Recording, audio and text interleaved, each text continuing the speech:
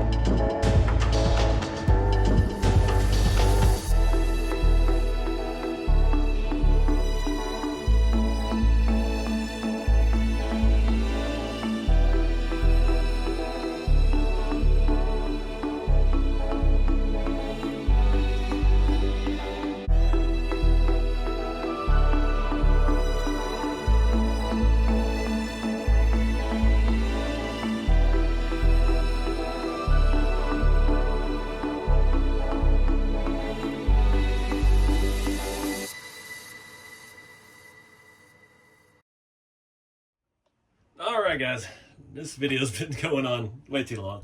This was all a spur of the moment build. I picked up this bed on a Friday after I got my mail, and I was like, this will be something fun to tinker with tonight.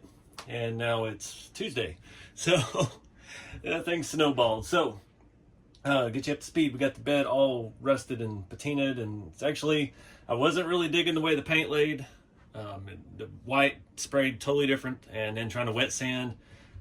Still got some of the blue. I should have spent another day on the base layers, done a couple layers of primer, thrown some black under it or something to try and hide that blue 3D print material. It's always a issue, especially when you sand like this method. The tailgate had so much blue showing through on it that I went ahead and painted it blue. I used 3 different shades of a matte blue, and it's got some really cool effects. Actually came out being the best looking piece, except for that bumper looks pretty good too. So hit the chassis with my SEM trim black paint. It is raining, and paint did not like itself whatsoever. So we've got a really crappy looking paint job on the trailer, which kind of fits. I sprayed everything. The only thing I masked off was the hubs on the axle. Covered all the bolts, everything. It kind of turned hazy white. Don't know why. Looks really faded and crappy, and that's kind of what we want. You saw me trying to put some miles on these tires. This one's actually worn down quite a bit more. So they used to make this tire with a different tread, and I thought I had a spare set, but I don't. I don't know what happened to them. I'm looking at all my rat rods here. There they are. Yeah, I've got them on rat rods, so oh well, I wasn't going to steal off of a finished rig, but got the chassis done. We've got our hitch. This thing is a little bulky. This is Endura. I kept calling it Integy. Endura makes that. It was on Amazon. It'll do the job. It bolts to this servo mount that I stuck on here. I had to figure out how to assemble it. It's got an actual latching thing and a pin and a chain and a couple other things. So let me get you a little closer look at the body. I didn't get to bring through quite as much as I was hoping up here because the white overspray obviously messed me up. But if I'd have planned that better, I would have masked and then painted the brown and then masked and painted the white over it. That's what I should have done. The tailgate came out pretty nice though. I just kept coming in and I was like, there's a different shade of blue. I'll spray a little bit here, a little bit there. Yeah, that one worked out really well. I mean, there's some areas, especially those letters that, like the ends of those L's, the blue shone through, but it blends in with everything and hides. So I always do those rust streaks as a last ditch effort to try and save the paint. This side, look at all this checking, all this cracking. Actually came out kind of cool. But yeah, I did the paint. I wasn't going to be happy with it the way it was. So I was like, well, I'll just throw the rust on it and see how it does. And I think that saved it for me. The inside didn't come out nearly as aggressively done as I'd hoped. You can see a little bit of blue at the seams. That's the hard part with 3D printed body work. You really got to take your time. And I do not have the patience to sand on filament prints at the level that it needs to be sanded on. I could have done these a little cleaner. On the real trucks, it's usually pretty crooked and taped. It wraps around about that far, but yeah, whatever. It is what it is. Looks nice and dingy. I even covered the underside with primer, did it with the rust streaks, just to make it all dull and blend in. So next steps, that's pretty well dry. It's still a little tacky. It'll take it a full week for that rust streaks to set up all the way. I get asked that a lot.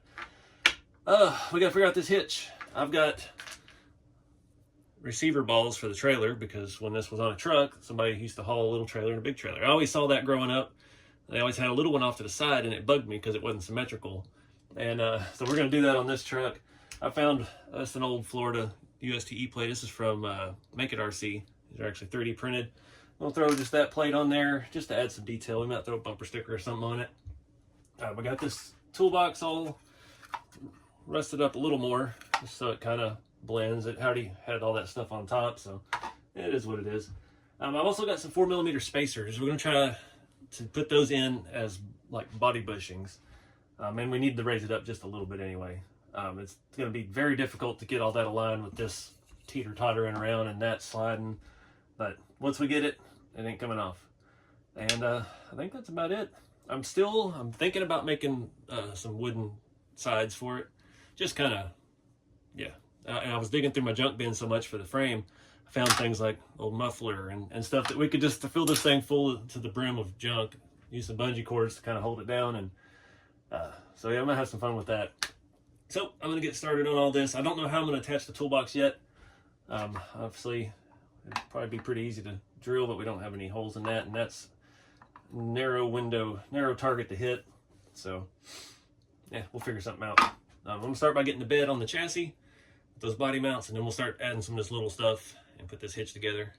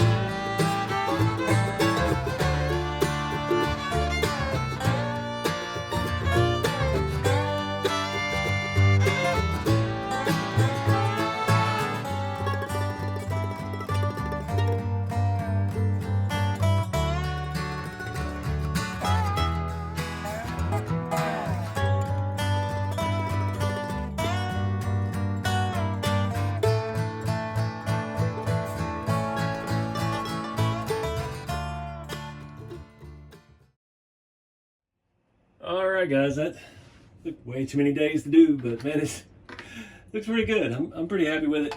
Did a lot of janky stuff, just stuff you'd see on these kind of trailers. The hitch does actually work. I've got it attached to the shop truck. Obviously it's a little low for this, but it's working well. I thought I had more like car parts to throw in the back. I didn't have anything but this muffler and pipe. I don't have a whole lot of spare stuff I haven't used on rigs, so we'll just kind of use this as a catch-all. Anytime we run across something cool, scale, we just throw it in there, and yeah, eventually we'll have a full load to weigh this thing down. The suspension works great. It's got 3 leaf springs. It's a little springy. The look is pretty close to what I envisioned. It's not perfect, but I tried to mess up bumper sticker a little bit so it looked like it'd been there a while. Got my 2 different size trailer balls, license plates crooked, different colored tailgate. Unfortunately, the patina on the inside of the tailgate got damaged because I put it together wet. And yeah, it touches the bed, but more damage. Looks pretty good in there. I tried to find rusty screws to bolt the bed through because it kind of looks like a scale bolt. And yeah, I did the best I could. It does have 8 holes and we only use 4 because that's just where they lined up with the chassis rails. But I'm pretty happy with it. It looks pretty worn. It's not exactly like I envisioned, but the stake bed's just simple. That stain is still very wet. I used mismatched kinds of wood. Made this one crooked because I cut it too short. I cut those at first. I thought they went all the way down, and they do not. The stake pockets are only that deep, so I had to trim them back a little bit, but it works, and they come out very easily. So you're bouncing down the road, they could fly out. Got the toolbox up front. I've just used some old little metal, where the other ones go. It's homemade little tie downs I made for a roll bar. I don't know where the others are. There we go. Just some scrap sheet metal, and just used some of the holes that were already there, and made it work. It looks pretty janky. You got different kind of bolts, but I got it back far enough where the lid will still open. Stays closed on its own.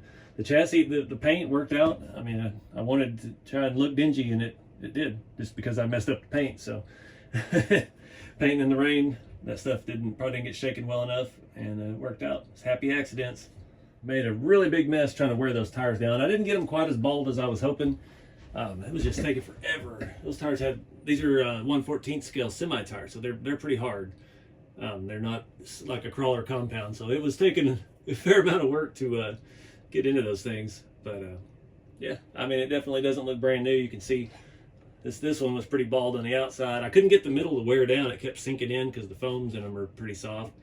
But yeah, it gets the job done. I did look it up online. I was gonna do the wood gray, try to make it look naturally faded, and there's a process with white vinegar and steel wool, and you gotta let the mixture set up for a while. And it's like, this started taking so long, I think I just need to get this thing done. So I went with the old like dark walnut stain, just trying to make it look somewhat matching. I think the gray would have clashed with the brown and the tan, so I think it was a good call. I looked at the stain, I opened up the gray stain I have, and it was way too bright. I don't know how to describe it.